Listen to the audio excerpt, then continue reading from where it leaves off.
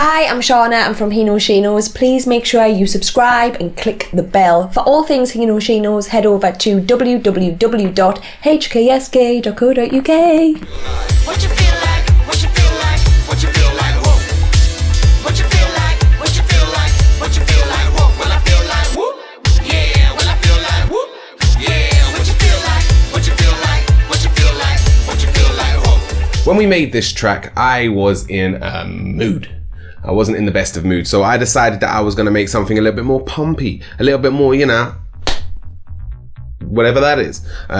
So I wanted something that I could use to get the annoyance off my chest. It was the start of lockdown, and I just started writing, and everything I started to write seemed to either kick off about lockdown or kick off about Boris. So I just started writing and producing, and this was the creation.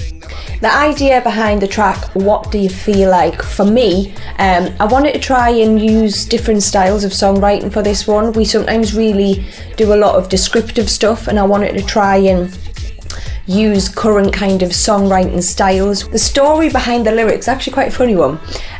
Me and Silver had been going back and forwards with kind of an idea of a new song. We wanted like a really uplifting vibe, quite a repetitive chorus, so we're kind of going with the what you feel like, what you feel like, and it was kind of like what you feel like when you're singing the song. So we kind of started going what you feel like, what you feel like, what you feel like, and at that point of singing what you feel like 3 times, I kind of tripped and was like whoop, and it was like what you feel like, what you feel like, what you feel like, oh I feel like whoop, and I fell, and it just all tied together, and so yeah, I fell over,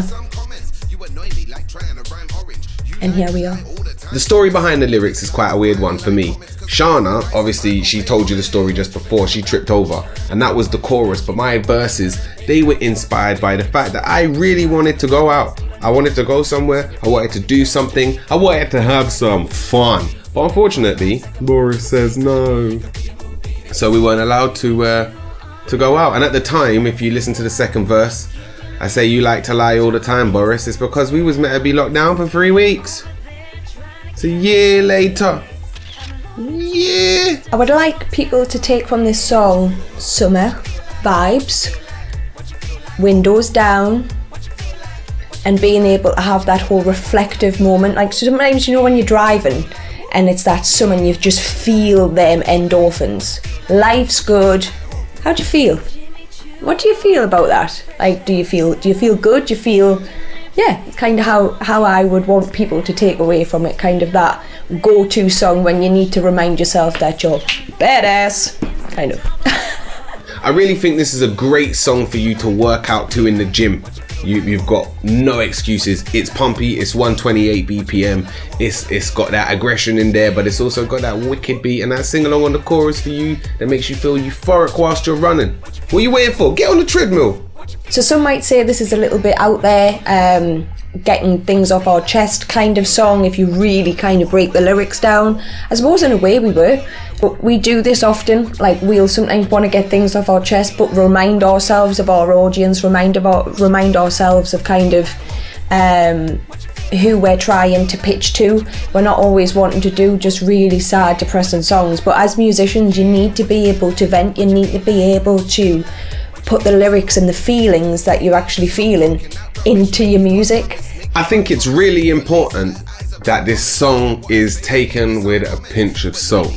Like, normally people, when they want to get aggressive in songs, they get aggressive in songs, but with us, we have an audience that is made up of quite a lot of young people, and we want to be the same inspiration to them when we're in a bad mood as when we're in a good mood. So we don't swear in our songs. We don't do it when we're happy, and we don't do it when we're sad.